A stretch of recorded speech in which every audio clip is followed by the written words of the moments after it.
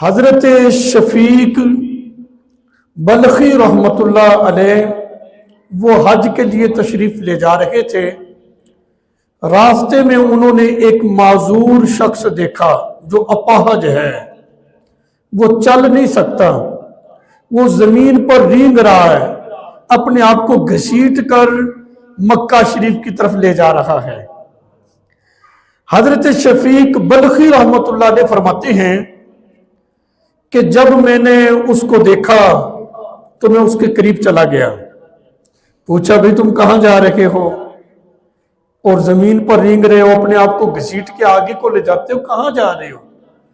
کہنے لگا میں حج کرنے کے لیے مکہ جا رہا ہوں۔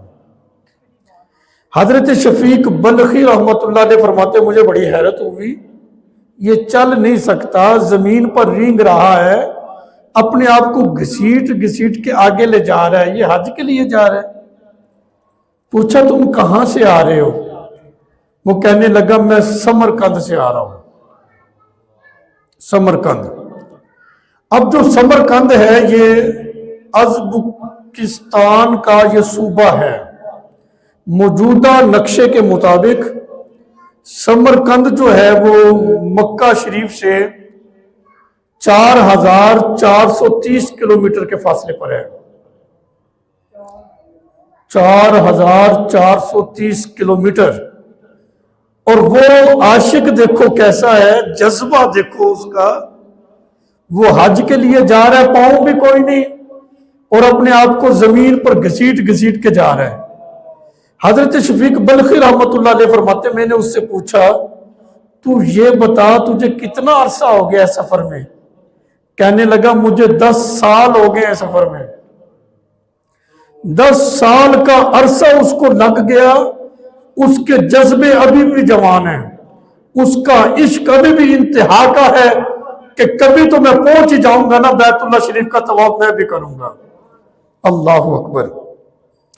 جب اس نے کہا نا مجھے 10 سال کا عرصہ ہو گیا سفر میں اور میں جا رہا ہوں حج کے لیے، اللہ اکبر۔ حضرت شفیق بلخی رحمت اللہ علیہ فرماتے میں بڑا حیرت میں ڈوب گیا، انتہا ہو گئی حیرت کی، بڑی حسرت سے میں اس کی طرف دیکھنے لگا۔ وہ اپاہج جو معذور شخص تھا کہنے لگا شفیق بلخی رحمت اللہ علیہ سے آپ مجھے اس طرح کیوں دیکھ رہے ہیں؟ تو حضرت شفیق بلخی رحمت اللہ علیہ فرمانے لگے میں اس لیے دیکھ رہا ہوں، میں تیرا سفر کی دوری اور تیری یہ معذوری میں دیکھ رہا ہوں۔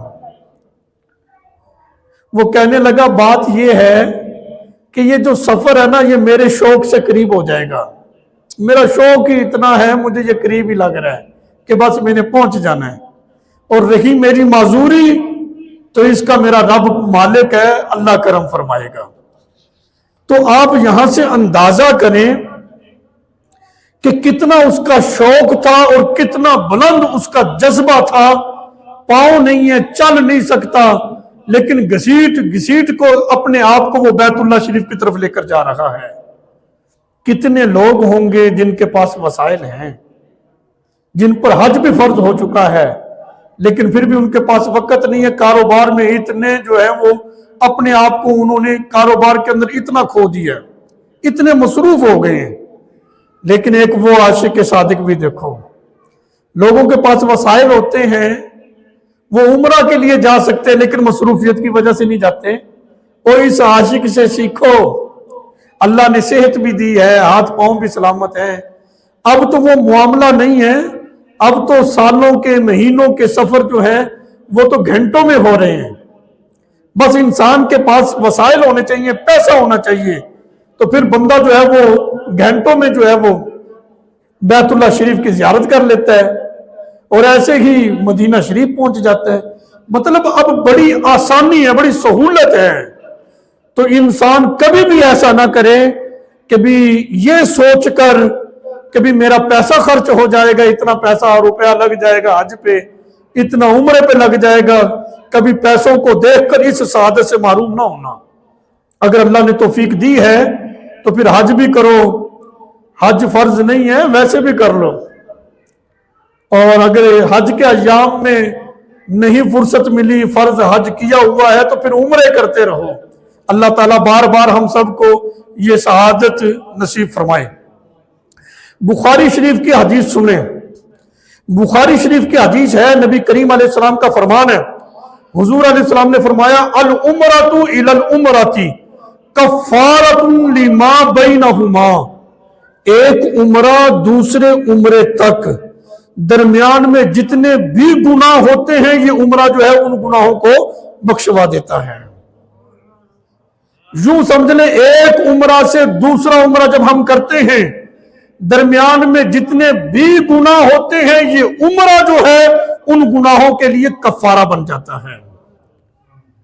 تو یہ کتنی بڑی سعادت ہے کہ انسان عمرہ کرے اور یہ عمرہ جو ہے وہ انسان کے گناہوں کا کفارہ بن جائے۔ دوسری حدیث پاک بھی، یہ بھی بخاری شریف کے اندر ہے، میرے آقا علیہ الصلوۃ والسلام نے فرمایا والحج المبرور لیس لہ جزاء الا الجنۃ، فرمایا مقبول حج کی جزا صرف اور صرف جنت ہی ہے۔ بندہ حج کرے اللہ کی بارگاہ میں مقبول ہو جائے تو پھر اس کی جزا اللہ کی بارگاہ میں بندے کے لیے جنت ہی ہے، وہ جنت میں ہی جائے گا۔ تو پھر جنت اتنی آسان ہو گئی ہے کہ ہم حج کریں اللہ کی بارگاہ میں وہ مقبول ہو، اخلاص کے ساتھ کیا جائے اور پھر اللہ تعالیٰ اس کی جزا میں بندے کو جنت عطا فرما دے۔ تو یہ دنیا کا جاہو جلال، دنیا کی یہ روپیہ پیسہ، دنیا کی یہ چمک، یہ عارضی ہے، چند دنوں کے لیے ہے، یہ ختم ہونے والی ہے۔ انسان کا سانس رکا نہیں تو اس کے لیے تو سب معاملات ختم ہو گئے۔ اگر زندگی کے اندر اس نے حج عمرہ کیا ہوگا پھر اس کی برکات وہ آخرت میں جا کر پائے گا۔ لیکن یہ ہے کہ حج کیا جائے یا عمرہ کیا جائے رزق حلال سے کیا جائے، حلال کی کمائی سے کیا جائے۔ ایسا نہ ہو کہ رشوت کے پیسے ہوں اس سے بندہ عمرہ کرے، اس کا کوئی فائدہ نہیں ہے۔ سود کا پیسہ ہو اس سے جا کے حج کرے، اس سے کچھ بھی فائدہ نہیں ہوگا، بلکہ وہ بھی اس کے لیے وبال جان بن جائے گا۔ تو نیکی پہ خرچ کرنا ہے تو وہ رزق حلال ہونا چاہیے۔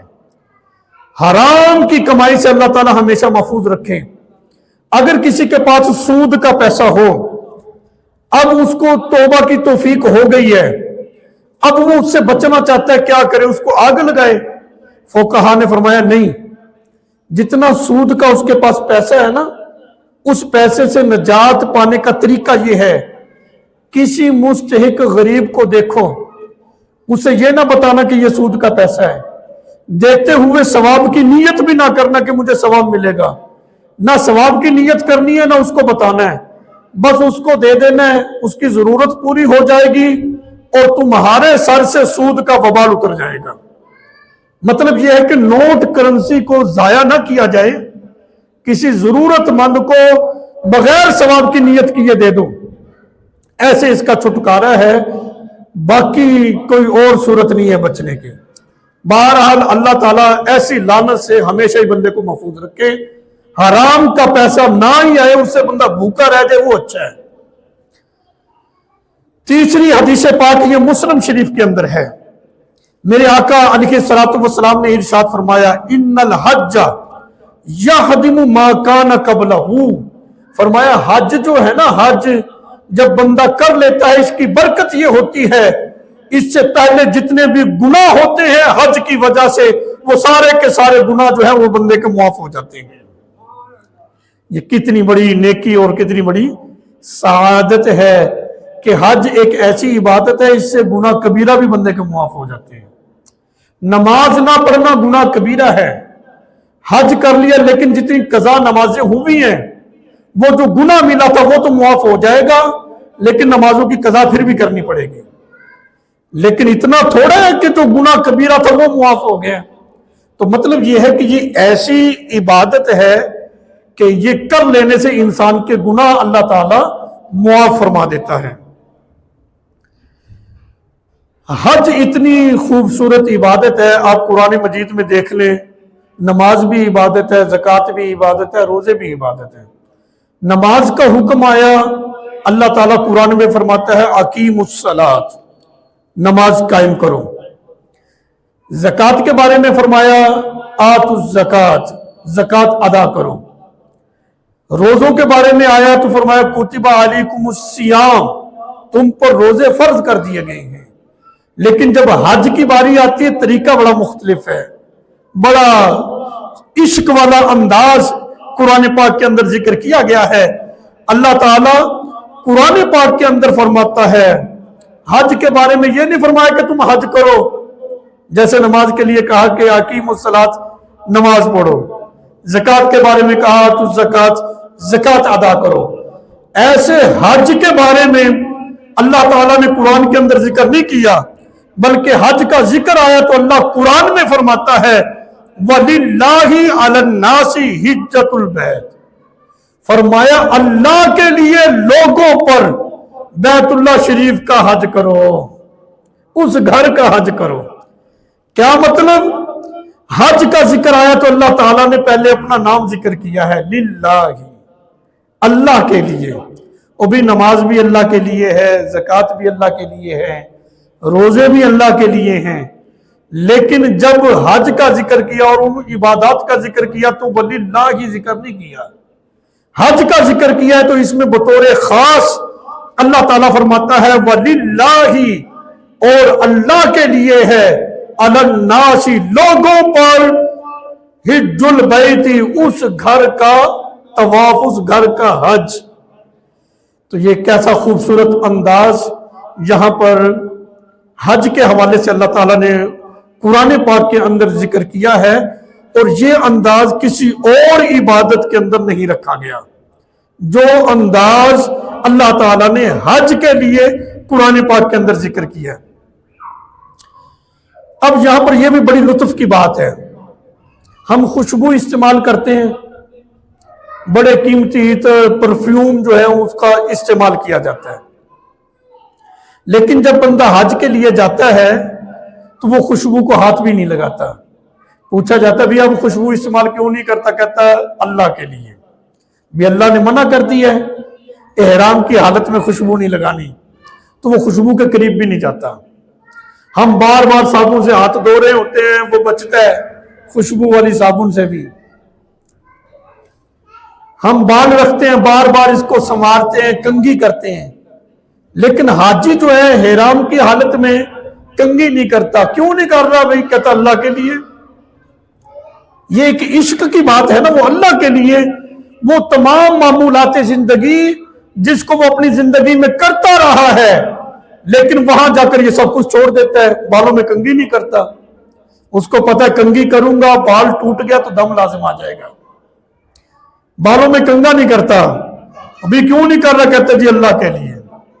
میدان عرفات میں جاتا ہے، وہاں پہ وقوف بھی کیوں یہاں پر ٹھہرے ہوئے؟ کہتے ہیں اللہ کے لیے.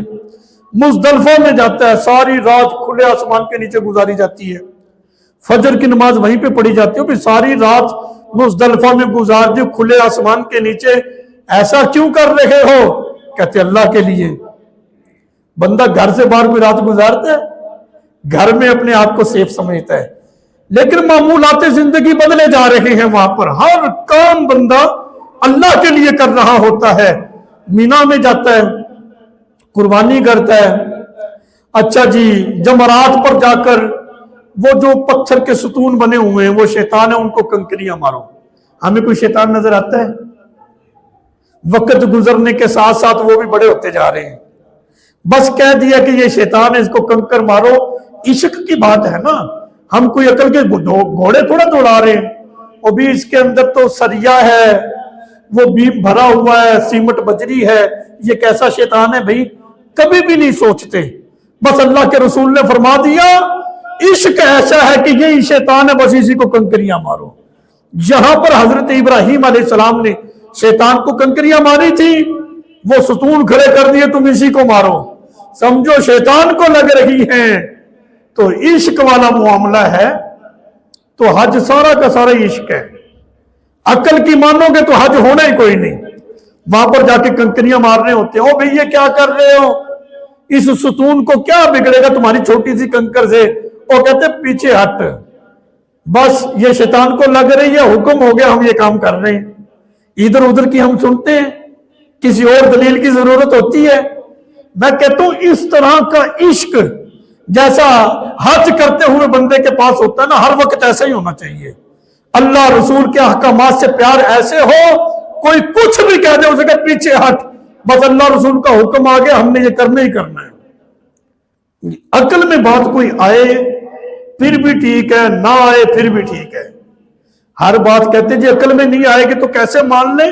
میں نے کہا پھر تو حج کیسے کر لیتا ہے؟ حج کے معاملات تیری عقل میں کیسے آ جاتے ہیں؟ حضرت حاجرہ سلام اللہ علیہا نے تو ان پہاڑیوں کے صفا مروہ کے جو چکر لگائے تھے وہ تو پانی تلاش کرنے کے لیے لگائے تھے. اب تو زمزم شریف کا اپنا جو کنواں ہے اس کا جو پانی ہے وہی نہیں ختم ہوتا. جگہ جگہ پانی کے کولر پڑے، پانی کی بے شمار سہولتیں وہاں پر موجود ہیں. کیوں وہاں پر 7 چکر لگائے جاتے ہیں اور کہتے ہیں بات پانی کی نہیں ہے، اس لیے لگا رکھے ہیں تاکہ اللہ کی ولیہ حضرت حاجرہ سلام اللہ علیہا کی سنت ادا ہو جائے. انہوں نے چکر لگائے تھے، ہم بھی لگا رہے ہیں. بات تو عشق کی ہے نا کہ جہاں اللہ کی ولیہ کے پاؤں لگے وہ ایک رکن بنا دیا گیا. عمرے کا بھی رکن ہے، طواف اور سعی جب تک نہ ہو عمرہ مکمل نہیں ہوتا. اور حج کے لیے بھی رکن ہے صفا مروہ پہ، وہ اللہ کے ولیہ کی یادگار ہے. اچھا جی کعبے کا طواف کرنا ہے، احرام پہن لو. میقات سے یہ احرام پہن لیا جاتا ہے. اتنا خوبصورت قیمتی اچھا لباس پہنا ہوتا ہے، وہ اتار کر کفن نما 2 چادریں بدن پہ لپیٹ لی جاتی ہیں. ایسا کیوں کر رہے ہو؟ کہتے اللہ کے لیے. عام حالت میں ہم کوئی ایسی صورت حال اپناتے ہیں کہ جیسی چادریں مردے کو لپیٹی جاتی ہیں پہنائی جاتی ہیں اس طرح کی 2 چادریں ہم پہن کر کعبے کا طواف کر رہے ہوتے ہیں، احرام پہنتے ہیں. کس لیے؟ اللہ کے لیے. بس حکم آ گیا، بات سمجھ میں آئے نہ آئے.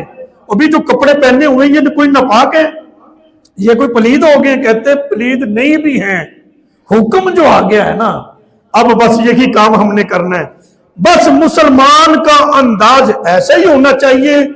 کوئی فتنہ پرور دین کی اپنا بنیادوں کو جتنا بھی کھوکھلا کرنے کی وہ کوشش کر رہا ہے، ہمارا ایمان اتنا مضبوط ہونا چاہیے وہ کچھ بھی کہہ دے اسے کہا جائے نہیں بھئی جہاں اللہ رسول کا حکم آ گیا ہم 1 انچ بھی آگے پیچھے ہونے والے نہیں ہیں. آج تو سوشل میڈیا کا دور ہے، کوئی انجینئر کوئی بھی چڑھ جائے، جس کے پاس کیمرہ ہے وہ کچھ بھی کہہ دے کہ لو جی اوہ دلیل ڈنڈا پہ ہے. بھی بات زیادہ اس کی معتبر ہے یا اللہ رسول کی معتبر ہے؟ بات تو اللہ رسول کی مانی جائے گی، بات تو رسول اللہ صلی اللہ علیہ وسلم کے اصحاب کی مانی جائے گی، بات تو تابعین کی مانی جائے گی، بات تو ائمہ مجتہدین کی مانی جائے گی جنہوں نے رسول اللہ صلی اللہ علیہ وسلم کے اصحاب سے تابعین سے دین لے کر ہم تک پہنچایا ہے. اللہ اکبر. بات یہ ہے کہ بھی اگر عقل کا گھوڑا دوڑانا تم نے شروع کر دیا تو حج تم کر پاؤ گے نہیں، یہ ہو ہی نہیں سکتا. روز ہم شیمپو لگا کر بالوں کو نرم و ملائم کرتے ہیں، ان کو بڑھاتے ہیں، اتنے خوبصورت بال ہوتے ہیں، وہاں جا کر کیا کرتے ہیں؟ الگ کروا دیتے ہیں. اور بھی یہ سارے بال تو نے اتار دیے، اتنے خوبصورت لگ رہے تھے، کیوں ایسا کیا ہے؟ کہتا اللہ کے لیے. یہ مزاج چاہیے مسلمان کے لیے کہ وہ ہر کام کے اندر یہ کہے کہ میں یہ اللہ کے لیے کر رہا ہوں. بس یہی چیز پختہ کروائی گئی ہے عمرہ کے اندر، حج کے اندر، یہ کہ مسلمان کا مزاج اس طرح کا ہونا چاہیے. بات بات پہ کہ میں یہ اللہ کے لیے کر رہا ہوں. وہ بال کٹوا دیتا ہے، بیت اللہ شریف کا طواف کر رہا ہوتا ہے، وہ بھی اتنا لمبا چکر، نیچے رش ہے، اوپر جا کے اور بھی بہت بڑا چکر ہو جاتا ہے. اتنا چکر لگا رہے ہو، کیا ڈھونڈ رہے ہو؟ کیا تمہارا مقصد ہے؟ کہ چھوٹ مقصد کو کچھ بھی نہیں ڈھونڈ رہے، اللہ کے لیے کر رہے ہیں، اللہ کو راضی کر رہے ہیں. وہ 2 چادریں، یہ بھی تو اللہ والوں کی یاد ہے نا. حضرت ابراہیم علیہ السلام نے کعبے کا طواف کیا تھا، 2 بدن پہ چادریں تھیں. اللہ تعالیٰ نے قیامت تک کے لیے امت محمدیہ صلی اللہ علیہ وسلم حضور کی امت پر یہ لازم کر دیا کہ کعبے کا طواف کرتے ہوئے بدن پر 2 ہی چادریں ہونی چاہیے، جس کو احرام کہا گیا ہے. یہی پہن کر تم طواف کرو تاکہ قیامت تک میرے ابراہیم خلیل اللہ کی یہ یاد تازہ ہوتی رہے. ان کے بدن پر یہ کپڑے تھے۔ اللہ تعالیٰ خود اپنے پیاروں کی یاد تازہ کرواتا ہے۔ آج کہتے تم دن کیوں مناتے ہو، فلانے کی یاد کیوں منا رہے ہو؟ حج میں بھی تو اللہ کے پیاروں کی یاد منائی جا رہی ہے نا، صفا مروہ پہ دوڑ رہے ہیں، اللہ کی پیاری بندی حضرت حاجرہ کی یاد منائی جا رہی ہے، طواف کرنے حضرت ابراہیم علیہ السلام کی یاد منائی جا رہی ہے۔ تو یہ یاد ہی ہے اور یہ عشق ہے سارے کا سارا ہی۔ پورا حج میں کہتا ہوں عشق سے بھرا ہوا ہے۔ بحر العمیق اس کے اندر یہ موجود ہے۔ حضرت عبداللہ بن مسروق رحمت اللہ علیہ، یہ خلیفہ ہارون رشید کے وزیر تھے۔ زندگی دنیا داری میں گزرتی رہی، دنیا داری کے اندر زندگی اس کی گزرتی گئی۔ پھر توبہ کی توفیق اس کو مل گئی، توبہ کی توفیق ملی۔ حضرت عبداللہ بن مسروق رحمت اللہ علیہ نے ارادہ کیا کہ میں پیدل حج کے لیے جاؤں گا۔ اب وہ پیدل جو ہے حج کے لیے نکلے، اب ہے وہ وزیر، جب پیدل جائیں گے تو آج بھی اگر ہم پیدل سفر کریں تو ظاہری حلیہ بندے کا بالکل چینج ہو جاتا ہے۔ جنگلات کے سفر، پہاڑوں کے سفر، گرد آلود بال، ظاہری حلیہ سارا ہی بدل گیا ان کا۔ حضرت عبداللہ بن مسروق کا تھے وزیر۔ جب وہاں مکہ والوں کو پتا چلا کہ وزیر صاحب تشریف لا رہے ہیں حج کے لیے، ادھر کے جو وزراء تھے، بڑے بڑے لوگ تھے، استقبال کے لیے آ گئے۔ جب دیکھا آپ کی ظاہری حالت بالکل بدلی ہوئی تھی، سفر کے اثرات، بالوں میں گرد غبار اٹکا ہوا، بڑی ایک عجیب صورتحال بنی ہوئی تھی۔ انہوں نے دیکھ کر حضرت عبداللہ بن مسروق سے کہا، اے عبداللہ، یہ مسکینوں والی تو نے حالت کیوں بنا رکھی ہے؟ آپ فرمانے لگے، بھی مجھے یہ بتاؤ، جب بندہ اپنے مالک کے دروازے پہ آئے تو اس کی کیفیت کیا ہونی چاہیے؟ تم مجھے پھر یہ بتا دو۔ فرماتے ہو میں اپنے مالک کے دروازے پہ آیا ہوں، اس لیے مسکین والی حالت بنا کے آیا ہوں، اللہ مجھے معاف کر دے۔ کیا خوبصورت ان لوگوں کا انداز تھا۔ آج ہماری تو جان یہ موبائل ہی نہیں نہ چھوڑتا۔ یقین کرو اتنا دکھ ہوتا ہے، لوگ طواف کرتے ہوئے بیت اللہ شریف کو پشت کرتے ہیں اور اپنی سیلفی لے رہے ہوتے ہیں، روزہ رسول کو پشت کر کے سیلفی لے رہے ہوتے ہیں۔ کبھی کچھ لمحوں کے لیے یہ خیال کیا کہ تم کس بارگاہ میں حاضر ہو؟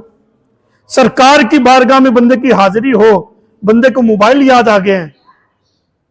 افسوس کی بات ہے، ابھی بھی تم دنیا میں ہو، کس بارگاہ میں تمہاری حاضری ہے یہ تو سوچو نا۔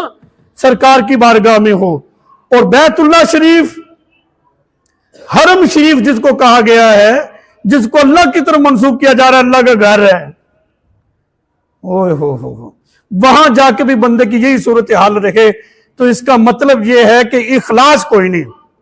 محبت اور ادب کا تقاضا یہ تھا کہ دنیا سے بندہ بالکل کٹ آف ہو جاتا۔ کچھ دیر کے لیے جتنی دیر طواف کر رہے ہو اتنی دیر تو دنیا سے رابطہ ختم کرو نا، اخلاص کے ساتھ، توجہ کے ساتھ بندہ کرے۔ میں کہتا ہوں اللہ کے ذکر میں اتنی پاور ہے کہ بندہ اگر متوجہ ہو کے نا اپنے رب کی طرف، پیدا کرنے والے رب کی طرف توجہ کر کے کرے، وہ جو چاہے اللہ کے ذکر سے کر سکتا ہے۔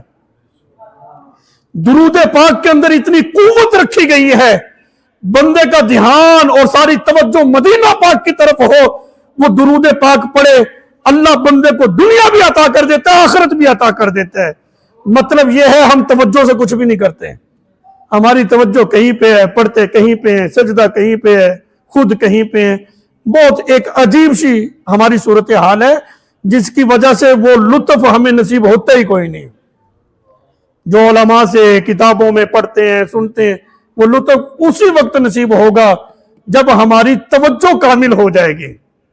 درود پاک پڑھ رہے ہو، پوری توجہ کرو۔ درود کا یہ ادب ہے کہ تم توجہ جو ہے جس نبی کا کلمہ پڑھ رہے ہو اس نبی کی طرف توجہ کرو۔ اللہ تعالیٰ یہ ہمیں ادب عطا کر دے کہ سرکار علیہ السلام کے روضہ انور پہ حاضری ہو تو وہاں یہ بے ہودہ حرکت نہ ہو کہ پشت حضور کے روضے پہ ہو اور سیلفیاں بنا رہے ہوں۔ ایسا دیکھ کے دل ڈر جاتا ہے کہ یہ کیسے کر رہے ہیں۔ اللہ تعالیٰ اس مسلمان پہ رحم کرے جو اس طرح کی حرکت وہاں پہ جا کے کر رہا ہے۔ بیت اللہ شریف کو پشت کر کے تو سیلفی بنا رہا ہے. تو اللہ اللہ کر، ذکر کر، یہاں پر عبادت کے لیے آیا ہے. کتنا کا ٹائم تمہارے پاس ہوگا؟ مخصوص تو دن ہے. ان مخصوص دنوں کے اندر انسان کیا کچھ کر لے گا؟ عشق تو یہ ہے کہ زندگی کا لمحہ لمحہ حضور کے قدموں میں گزر جائے. صحابہ اکرام جنہوں نے زندگیاں حضور کے قدموں میں گزاری ہیں، ایک لمحہ بھی بے ادبی میں نہیں گزارا. ہم چند دنوں کے لیے جاتے ہیں، اس میں بھی بے ادبی کر کے آ جاتے ہیں. اللہ اکبر. ایک شخص حضرت جنید بغدادی رحمت اللہ علیہ کی خدمت میں حاضر ہوا. کہنے لگا جی الحمدللہ حج کی سعادت حاصل ہوئی ہے، میں نے حج کر لیا. حضرت جنید بغدادی رحمت اللہ علیہ فرمانے لگے آپ نے حج کر لیا ہے؟ کہتا جی میں نے کر لیا ہے. بزرگوں کا بڑا خوبصورت انداز ہوتا ہے تربیت کا اور سمجھانے کا. کہتے اچھا تو نے حج کر لیا ہے. اب حضرت جنید بغدادی رحمت اللہ علیہ اس کو جو حج کے روحانی مقاصد تھے وہ اس کو سمجھانے لگے. روحانیات اب سمجھا رہے ہیں کہ روحانی طور پر حج کیا ہے. آپ نے پوچھا بھی تو نے حج کر لیا، یہ بتاؤ جب گھر سے روانہ ہوئے تھے تب گناہ چھوڑ دیے تھے کہ نہیں؟ وہ کہنے لگا نہیں، گناہ تو نہیں چھوڑے تھے. فرمایا پھر تو تم گھر سے روانہ ہی نہیں ہوئے، حج کہاں سے ہوگا تمہارا؟ سمجھ، تو گھر سے روانہ ہی نہیں ہوا. دوسرا سوال حضرت جنید بغدادی نے فرمایا. آپ فرمانے لگے جب میقات سے احرام باندھا تھا، بھی میقات وہ حد ہے کہ اس حد کو ہم بغیر احرام کے کراس نہیں کر سکتے. پہلے پیدل سفر ہوتا تھا تو اس حد پہ جا کے پہلے وہاں جا کر احرام باندھ لیتے تھے. اب چونکہ ہوائی سفر ہے، ہم جہاز میں ہوتے ہیں اور میقات سے گزر جاتے ہیں، تو اس لیے کہہ دیا جاتا ہے بھی ایئرپورٹ پہ ہی تم احرام باندھ لو کہ تمہیں تو پتہ ہی نہیں چلے گا. ویسے اعلان بھی کر دیتے ہیں کہ ہم میقات سے اب گزرنے لگے ہیں.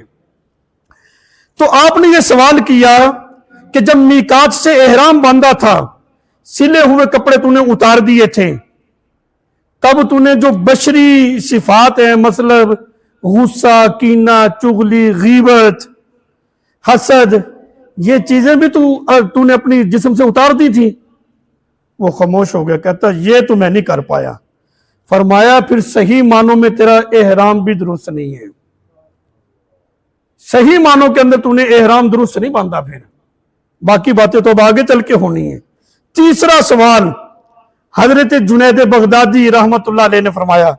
آپ فرمانے لگے جب میدان عرفات میں وقوف کیا، وہاں پر ٹھہرے میدان عرفات میں، تب عبادت میں کوشش پر جم گئے تھے، ٹک کر عبادت کی؟ کہنے لگا یہ بھی نہیں کر پایا. فرمایا پھر میدان عرفات کا وقوف بھی تمہارا درست نہیں ہوا صحیح معنوں میں. اللہ اکبر.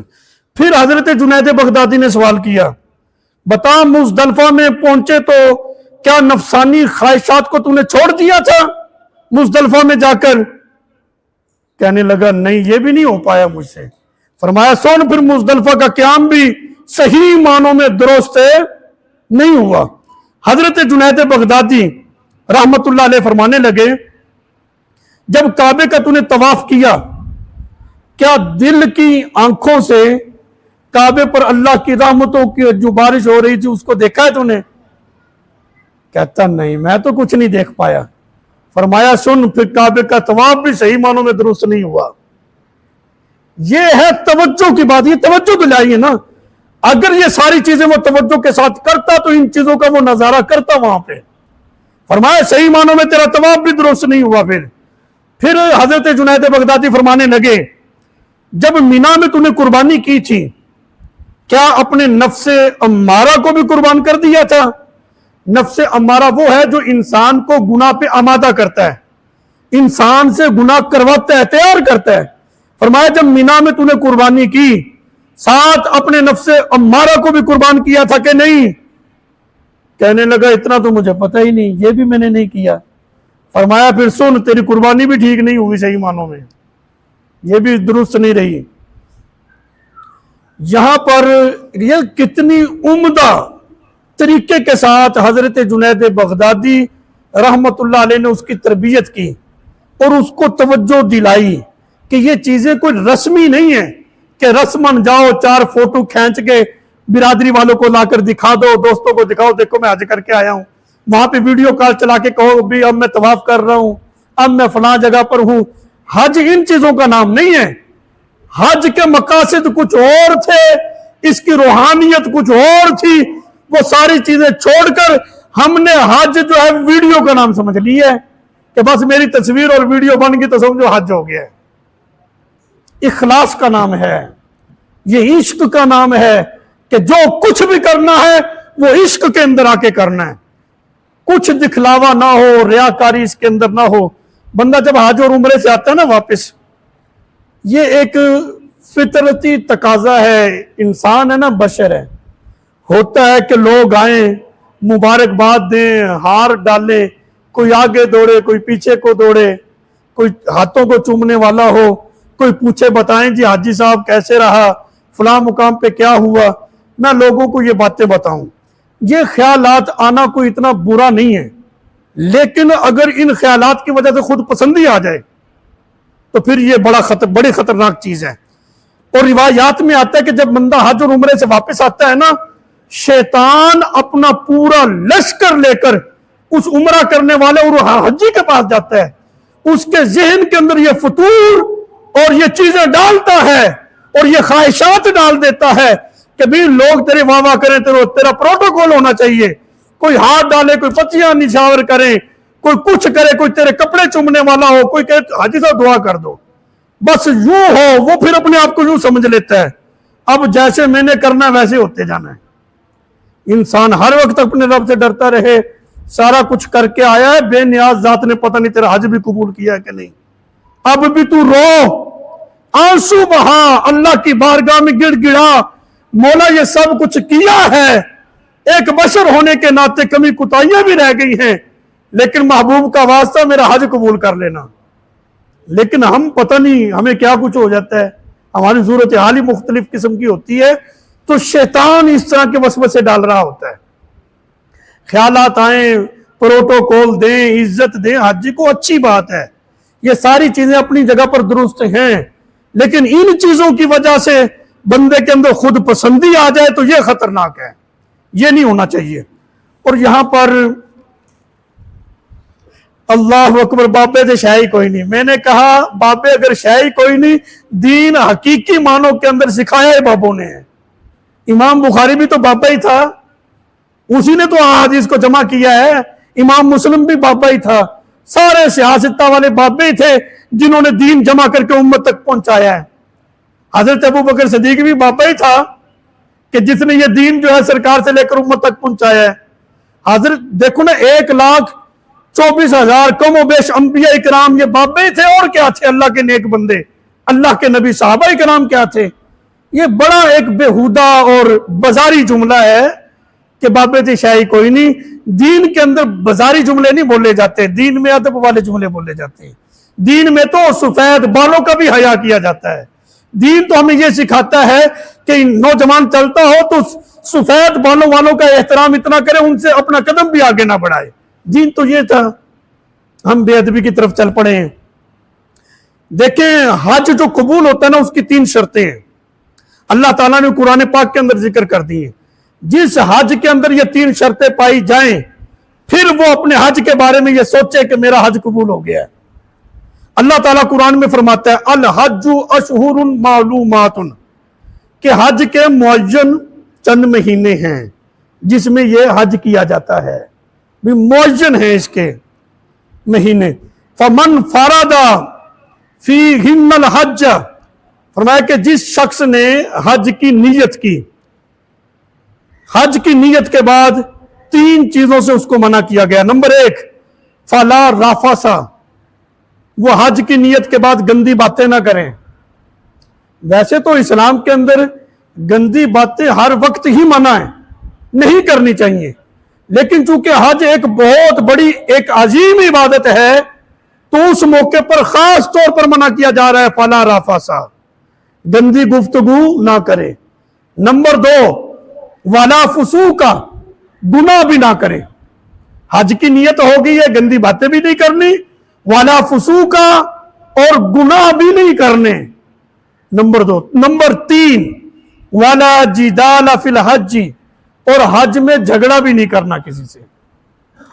जिस हज के अंदर ये 3 चीजें हैं, उस हाजी को खुद को पता है कि मैंने हज की नियत के बाद अगर गंदी गुफ्तगू नहीं की, गुनाह नहीं किए, किसी से झगड़ा नहीं किया, अल्लाह कुरान के अंदर फरमा रहा है अगर ये चीजें उसने नहीं की तो फिर उसका हज अल्लाह की बारगाह में कबूल है। अब ये देखने में तो बड़ा आसान सा लग रहा है, लेकिन इंसान की एक फितरत होती है, एक तबीयत होती है, उसने उस तबीयत के तकाजे के मुताबिक वो काम कर देना होता है। बसाव का ऐसे मैंने लोगों को देखा है, फायदा ना भी होना फिर भी झूठ बोलते हैं। पूछा जाता है इसमें तेरा कोई फायदा भी कोई नहीं, तूने झूठ क्यों बोला? क्या हमें बोल देता है बस। तो ये एक तबीयत है। तो इंसान अपनी तबीयत के तकाजे में किसी को हंसाने के लिए, किसी को खुश करने के लिए झूठ बोलता है। वो तो खुश हो रहा है, लेकिन तेरे लिए तो गुनाह के पहाड़ लग रहे हैं ना। तू अपनी आखिरत क्यों बर्बाद कर रहा है? तो ऐसे गुनाह वाली गुफ्तगू, गुनाह वाले काम, झूठ नहीं बोलना चाहिए, जिसकी वजह से हम एक की तजलील कर रहे हैं और दूसरे सारे मजमे को हंसा रहे हैं। तो हंसाने में यही होता है ना, किसी एक को टारगेट किया जाता है और उसकी तरफ झूठी बातें मंसूब कर दी जाती है, इसने यूं किया, और फिर सारा मजमा तालियां बजा के वो हंस रहा होता है। हम खुश होते हैं कि भी बड़ा मोल पड़ गया मेरी बात का। क्या मोल पड़ा है? ये जितने लोग लुत्फ ले रहे हैं तुम्हारे झूठ से, इन सब का इकट्ठा करके गुनाह भी तुम्हारे खाते में डाला जा रहा है। और फिर उस झूठ को जितने लोग कॉपी करेंगे, फिर आगे उसी जुगत को मारेंगे और लोगों को फिर हंसाएंगे, उनका भी जमा तफरीक करके गुनाह जो है इकट्ठा करके तुम्हारे खाते में डाला जाएगा, जिस बंदे ने उस बात को इजाद किया है। तो लिहाजा ऐसी चीजों से हमें बचना चाहिए। और हज के मौका पर खास तौर पर अल्लाह ताला ने इन चीजों से मना फरमाया है कि तुमने गंदी गुफ्तगू नहीं करनी, गुनाह के काम नहीं करने, वाला जिदाल फिल हज, और हज के अंदर किसी से झगड़ा भी नहीं करना। और मुसलमान के लिए उमूमी हालत में भी यही हुक्म है, गंदी गुफ्तगू ना करे, गुनाह ना करे, झगड़ा ना करे। अल्लाह ताला को मुसलमानों का इज्तिमा पसंद है। जितना बड़ा इज्तिमा हो अल्लाह ताला को उतना ही ज्यादा मुसलमानों को वो इज्तिमा पसंद होता है। देखो जुमा की फजीलत ज्यादा क्यों? इसमें लोगों का इज्तिमा बड़ा होता है। फिर ईद का इज्तिमा वो उससे भी बड़ा हो जाता है, उसमें और भी कसरत के साथ लोग शामिल हो जाते हैं। सबसे बड़ा मुसलमानों का जो इज्तिमा है वो हज के मौके पर होता है कि कितनी कसीर कसरत के साथ लोग वहां पर जमा होते हैं और हर तरह के लोग जमा हो जाते हैं। तो अल्लाह को मुसलमानों का मिलना, इकट्ठे होना, मुसलमानों का इज्तिमा, ये रब को पसंद है। मुसलमानों का आपस में झगड़ा करना ये रब को पसंद नहीं है। तो झगड़े से तो तफरीक होगी ना। आज सूरत हाल हमारी ऐसी हो गई है कि एक भाई अपने भाई के साथ मिलकर नहीं बैठ सकता, बहन बहन के साथ मिलकर नहीं बैठ सकती, रिश्तेदार रिश्तेदार के साथ मिलकर नहीं बैठ रहे हैं। तो ये उम्मत इकट्ठी कैसे होगी? जब खूनी रिश्ते इकट्ठे नहीं है तो दूसरे लोग कैसे इकट्ठे हो जाएंगे? तो मुसलमानों के लिए अल्लाह ताला ने कुरान में फरमाया, इन्नमल मुमिनूना इख्वतुन फास्लिहू बैना अखवैकुम वत्तकुल्लाह लअल्लकुम तुरहमून। अल्लाह ने मुसलमानों को, मोमिनों को आपस में भाई भाई बनाया। अल्लाह ने मोमिनों को, मुसलमानों को आपस में भाई भाई बनाया था। हम कोशिश में लगे हुए काफिर हमारे दोस्त बन जाएं, वो हमारे भाई बन जाएं। मुसलमानों की हमें परवाह नहीं है, ये जिंदा रहें ये मर जाएं। मुसलमान बेशक जानवरों से भी बदतर अपनी जिंदगी गुजार रखे हो, इस चीज की हम परवाह नहीं कर रहे हैं। तो इसका मतलब यह है कि वो बहुत बड़े घाटे में और नुकसान में जा रहे हैं। वो लोग जो मुसलमानों की परवाह नहीं कर रहे, सिर्फ गैर मुस्लिमों को खुश करने के लिए हर तरह के मुआमलात को करते जा रहे हैं। अल्लाह ताला हिदायत नसीब फरमाए। बुखारी शरीफ की हदीस है, मेरे आका अलैहिस्सलातु वस्सलाम ने इरशाद फरमाया, मन हज्ज लिल्लाही, जिस शख्स ने हज अल्लाह के लिए किया, अपने प्रोटोकॉल के लिए लोग मुझे हाजी साहब कहेंगे, एक मजीद जो है वो लकब और मनसब लग जाएगा, हाजी बन जाऊंगा, इज्जत बढ़ जाएगी, इस तरह के ख्यालात ना हो, इन चीजों की वजह से ना हो। मेरे आका ने फरमाया, मन हज्ज लिल्लाही, जिसने हज अल्लाह के लिए किया, फलम यरफुस, فلم یرفس، اور پھر اس نے کوئی گندی گفتگو نہیں کی. حج کے ایام میں کسی قسم کی کوئی گندی گفتگو نہیں کی. وَلَمْ يَفْسُقْ، اور اس نے کسی قسم کا کوئی گناہ بھی نہیں کیا. حج اللہ کے لیے کرے، نمبر 1 گندی گفتگو نہ کرے، وَلَمْ يَفْسُقْ، گناہ بھی نہ کرے. اگلی بات کیا ہے؟ میرے آقا علیہ السلام نے فرمایا راجع کا یومی والدتہ امہ، جو شخص اللہ کے لیے حج کرتا ہے، گندی گفتگو نہیں کرتا، گناہ بھی نہیں کرتا، وہ حج کے بعد واپس اپنے گھر، اپنے وطن میں ایسے لوٹتا ہے جیسے ابھی اپنی ماں کے پیٹ سے پیدا ہوا ہے. اس طرح اس کے گناہوں کو ختم کر دیا جاتا ہے. پیسوں کی بھئی کوئی اوقات نہیں ہے، اللہ حج سے راضی ہوتا ہے اور بندے کے گناہ معاف ہو جاتے ہیں. اس سے بڑی اور کیا سعادت ہے؟ اگر یہ روپیہ پیسہ اگر ہم اللہ اور اس کے رسول کو راضی کرنے میں صرف کر دیں گے تو اس کا مطلب یہ ہے سب سے کامیاب سودا ہی ہم نے اپنی ذات کے لیے یہی کیا ہے. کتنا پیسہ ہے جو ہم نے اللہ اور اس کے رسول کو ناراض کرنے کے لیے خرچ کیا ہے. اللہ اور اس کے رسول کی ناراضگی کا سبب بنا وہ پیسہ جو ہم نے خرچ کیا ہے. اگر اللہ تعالیٰ نے یہ استطاعت دی ہے تو پھر وہ حج ضرور کرے. اگر اتنی نہیں ہے تو عمرہ ضرور کرے، اللہ کے گھر کی بھی زیارت کرے، رسول اللہ صلی اللہ علیہ وسلم کے روضہ انور کی زیارت کرے، وہاں بھی اسلامی عقیدت پیش کرے جا کر. یہ فضیلتیں حاصل ہوں گی. حج کے اندر تقوی ضروری ہے. تقوی اللہ تعالیٰ قرآن پاک میں ارشاد فرماتا ہے وَلَا تَزَوَّدُوا، جب کہیں تم جاؤ سفر کے لیے تو زاد راہ لے لو. زاد راہ لو یعنی کہیں سفر پہ جا رہے ہو تو سفر میں جو ضرورت کی اشیاء ہیں جن کی بہت زیادہ تمہیں ضرورت ہے وہ کسی سے مانگنا نہ پڑے. کسی کے سامنے ہاتھ پھیلانا یہ مسلمان کے لیے اچھا عمل نہیں ہے. اسلام کے اندر یہ پسندیدہ عمل نہیں ہے. انسان اپنا ہاتھ کسی کے سامنے نہ پھیلائے اپنی ذات کے لیے. اللہ اور اس کے رسول کے دین کے لیے کہے تو یہ تو ایک سعادت مندی ہے. اللہ قرآن میں فرماتا ہے وَلَا تَزَوَّدُوا، زاد راہ لو. آگے فرمایا فَإِنَّ خَيْرَ الزَّادِ التَّقْوَى، اور زاد راہ میں سب سے بہترین چیز تقوی ہے. ہم حج پہ جاتے ہیں ہر طرح کی چیز رکھتے ہیں، یقین کریں.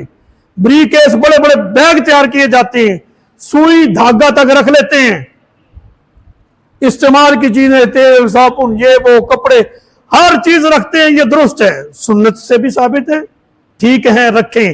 لیکن قرآن اللہ کس بات کی طرف ہماری توجہ دلا رہا ہے کہ زاد راہ تم لو.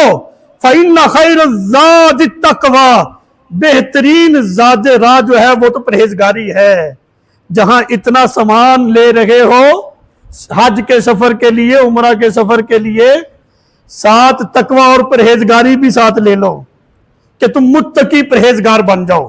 اللہ کے گھر کی زیارت کے لیے جا رہے ہو، آج توبہ کر. زندگی جیسے گزری تھی گزر گئی، ساری بقیہ زندگی اللہ اور اس کے رسول کے احکامات کے مطابق گزاروں گا، کبھی بھی گناہ کے قریب نہیں جاؤں گا، آئندہ کوئی نماز میری قضا نہیں ہوگی. انشاءاللہ تعالیٰ پوری کوشش کروں گا جتنی نمازیں قضا ہوئی ہیں اندازہ کر کے ایک ایک کر کے ان کی بھی قضا کروں گا. یہ ترغیب دی فَإِنَّ خَيْرَ الزَّادِ التَّقْوَى، بہترین زاد راہ جہاں تم دیگر ضرورت کی اشیاء لے رہے ہو، بہترین زاد راہ تو تقوی ہے، پرہیزگاری ہے. وَاتَّقُونِ یا اولی الالباب، اللہ فرماتا ہے مجھ سے ڈرو یا اولی الالباب، اے عقل والو. اگر تم میں کوئی شعور ہے، عقل ہے، رب فرماتا ہے مجھ سے ڈرو. بندہ بندے سے ڈر رہے ایسا ہے کہ نہیں؟ وہ جو محکموں کے اندر لوگ ہوتے ہیں وہ بھی تو انسان ہی ہوتے ہیں نا، ہم ان سے ڈر رہے ہوتے ہیں. حالانکہ اللہ اس بات کا زیادہ حق رکھتا ہے کہ بندہ پیدا کرنے والے رب سے ڈرے. بندوں سے چھپ چھپا کے ہم سب کچھ کر لیتے ہیں، بندوں سے ڈر رہے ہیں نا، پیدا کرنے والے رب کا کوئی خوف نہیں ہے. مسلمان کی توجہ جب اس بات کی طرف ہو گئی نا کہ ڈرنا تو اللہ سے ہے، جب بندہ اپنے پیدا کرنے والے رب سے ڈر جاتا ہے اللہ ساری مخلوق کو اس کے قدموں میں جھکا دیتا ہے، پھر اس کو مخلوق کا ڈر رہتا ہی کوئی نہیں ہے۔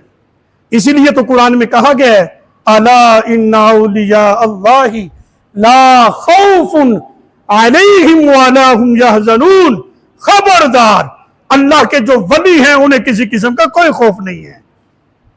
کیوں نہیں ہے؟ کیونکہ وہ اللہ سے ڈر گئے ہیں۔ جب بندہ رب سے ڈر جاتا ہے پھر دنیا کا خوف اسے پریشان کر ہی نہیں پاتا، دنیا کا خوف اسے رہتا ہی کوئی نہیں ہے۔ کچھ بھی ہو جائے اس کا دل مطمئن رہتا ہے جو اپنے رب سے ڈرنے والا ہوتا ہے۔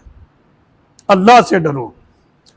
عیون الحکایت میں یہ ایک کتاب ہے عیون الحکایات، اس کے اندر موجود ہے حضرت مخول رحمت اللہ علیہ۔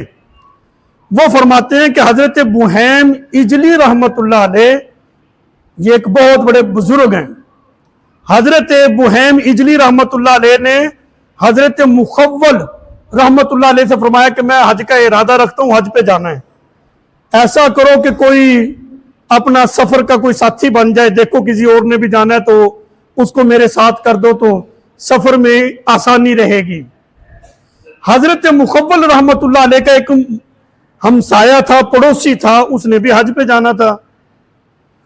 حضرت مخول رحمت اللہ علیہ نے اس کی ذہن سازی کی، اس کو تیار کیا کہ یہ اللہ کے بہت نیک آدمی ہیں، بہت بزرگ ہیں، تم ان کے ساتھ حج کرو، تمہارا حج کا سفر بھی بابرکت ہو جائے گا۔ اس نے کہا ٹھیک ہے۔ صاف ظاہر ہے جس آدمی نے جس کے ساتھ سفر کرنا اس کے بارے میں معلومات حاصل کرتا ہے۔ آپ کے پڑوسی نے جب حضرت بوہیم اجلی رحمت اللہ علیہ کے بارے میں معلومات حاصل کی تو پتہ چلا کہ یہ تو ہر وقت روتے ہی رہتے ہیں۔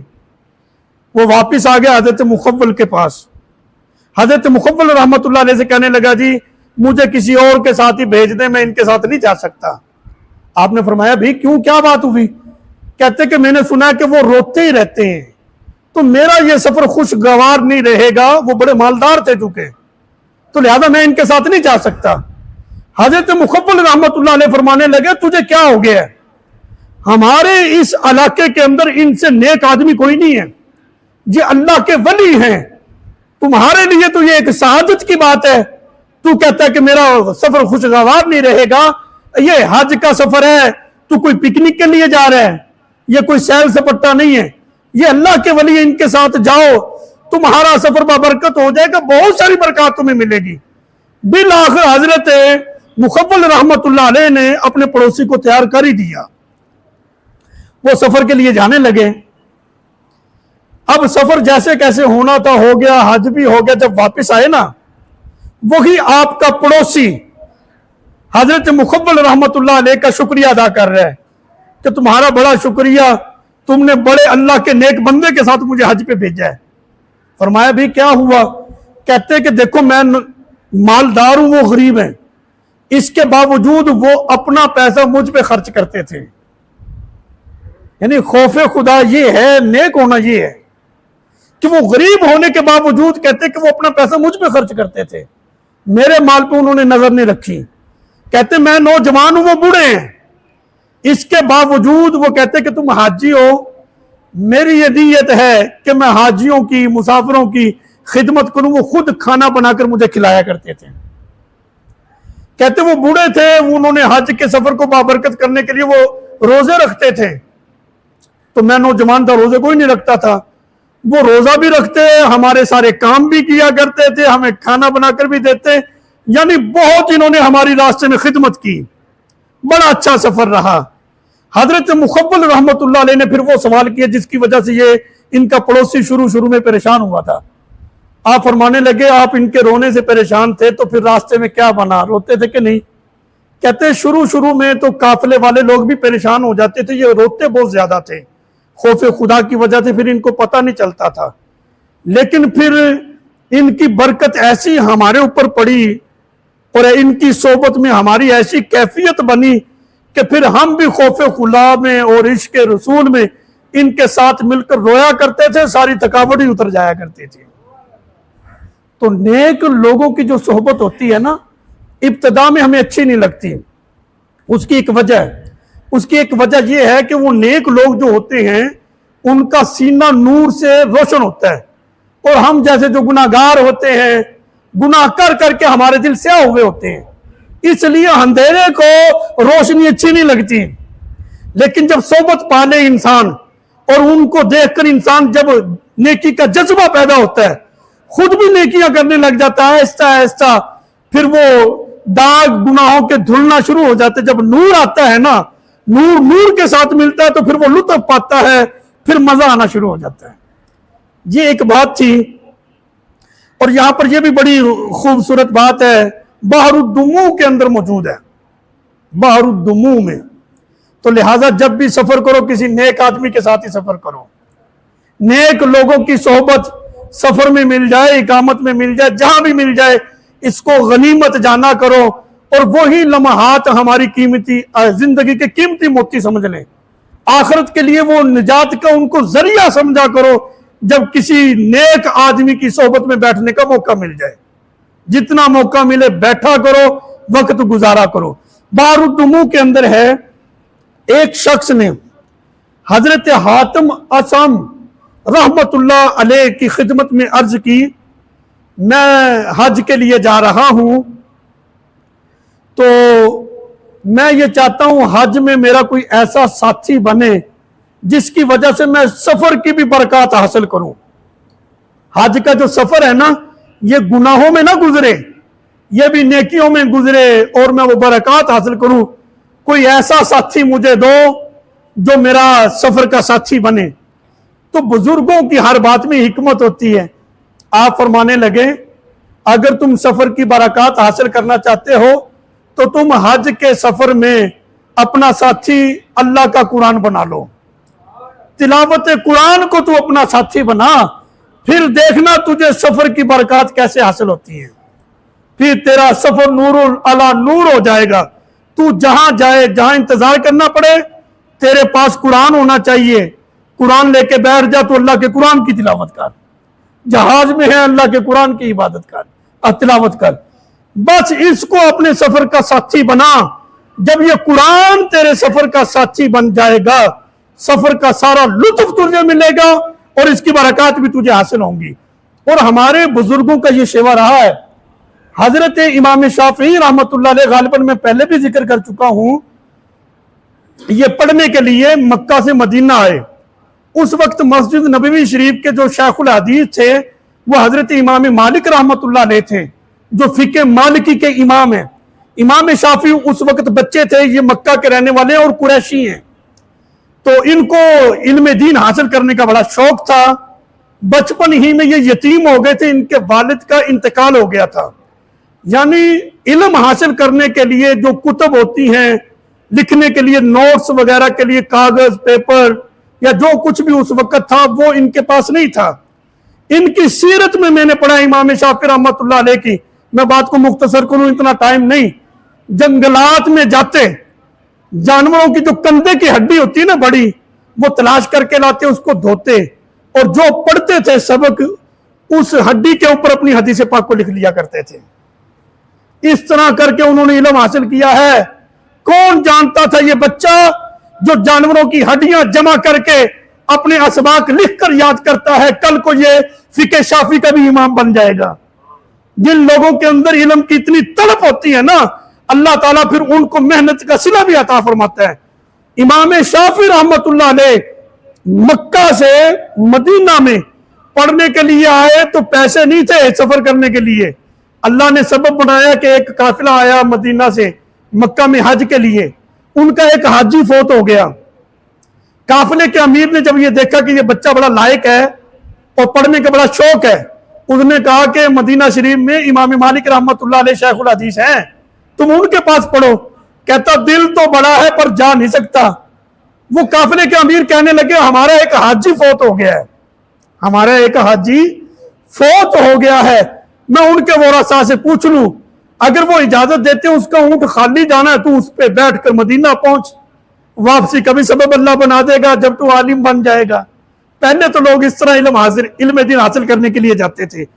القصہ مختصر، امام شافعی رحمت اللہ علیہ فرماتے ہیں کہ مکہ سے مدینہ پہنچتے تک اس وقت واضح راستے تو ہوتے نہیں تھے، جنگلات کے، پہاڑوں کے راستے، اونٹوں پہ سفر، کہتے 16 دن لگے ہمیں مکہ سے مدینہ جانے کے لیے، 16 دن۔ امام شافعی رحمت اللہ علیہ فرماتے ہیں ان 16 دنوں کے اندر میں نے 16 مرتبہ ختم قرآن کر لیا تھا۔ کتنا مبارک ان کا سفر تھا۔ تو ہم بھی ایسے کیا کریں نا، ہم جا رہے ہیں، آخر ٹائم تو لگتا ہے نا، بے شک ہوائی جہاز ہے پھر بھی ٹائم لگے گا، کم از کم ہم پارہ 1.5 پارہ ہی پڑھ لیں۔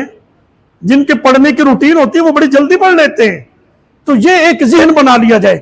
امام شافعی رحمت اللہ علیہ فرماتے ہیں جب ہمارا قافلہ مدینہ شریف پہنچا تو پہلے ہم مسجد نبوی شریف گئے، اور مسجد نبوی شریف میں جب ہم پہنچے اس وقت امام مالک رحمت اللہ علیہ اپنے شاگردوں کو حدیث کی املا کروا رہے تھے۔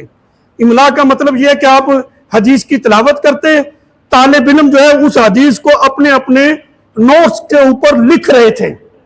امام شافعی فرماتے میں بھی وہاں پر جا کر بیٹھ گیا، بچوں کے پاس تو قلم دوات اور کاغذ سے وہ لکھ رہے تھے۔ کہتے میں نے ان کی نقل کی، میں نے صف میں سے تنکا کھینچا، اس کو قلم بنا لیا، اپنے ہاتھ کو اپنی بک بنائی، رجسٹر بنایا اور اس کے اوپر لکھنا شروع کر دیا۔ کہتے ہیں کہ اس وقت اس درس کے اندر امام شافعی رحمت اللہ علیہ نے تقریباً جو ہے 50 حدیث کی املا کروائی، اور طالب علموں نے لکھی۔ نماز کا وقت ہو گیا، طالب علم وضو بنانے کے لیے، تازہ وضو بنانے کے لیے گئے۔ امام شافعی فرماتے ہیں میرا وضو تھا، میں بیٹھا رہا۔ امام مالک رحمت اللہ علیہ فرمانے لگا ادھر آ، تم بیٹھے یہاں پر کیا کر رہے تھے؟ عرض کی حضور آپ پڑھا رہے تھے نا، املا کروا رہے تھے، میں بھی لکھ رہا تھا۔ فرمایا اچھا لکھ رہے تھے، دکھاؤ کہاں ہے؟ امام شافعی رحمت اللہ علیہ بچے تھے، مسافر تھے، کچھ بھی نہیں تھا، طالب علم تھے نا۔ طالب علموں کی اکثر ایسی ہی حالت ہوتی ہے، ان کے پاس کچھ ہوتا نہیں، انہوں نے اپنا ہاتھ ہی آگے کر دیا تو اس پہ تو کچھ بھی نہیں تھا۔ حضرت امام مالک رحمت اللہ علیہ جلال میں آئے، تم جھوٹ بولتے ہو مسجد میں بیٹھ کر، کہتے ہو کہ میں نے حدیثیں لکھی ہیں، لکھی تو نے ایک بھی نہیں۔ امام شافعی رحمت اللہ علیہ نے عرض کی حضور میں مسافر طالب علم ہوں، میرے پاس قلم دوات کاغذ نہیں ہے جس کے اوپر میں لکھتا، میں تو طالب علموں کی نقل کر رہا تھا۔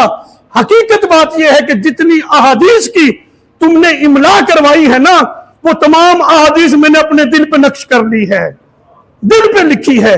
امام مالک رحمت اللہ علیہ فرمانے لگے 50 حدیث کی املا کروائی ہے، کھڑا ہو جا تو آدھی بیان کر دیں۔ امام شافعی رحمت اللہ علیہ اس وقت کھڑے ہوئے، آپ نے ساری کی ساری احادیث بما سند جو ہے امام مالک رحمت اللہ علیہ کے سامنے پڑھ دی۔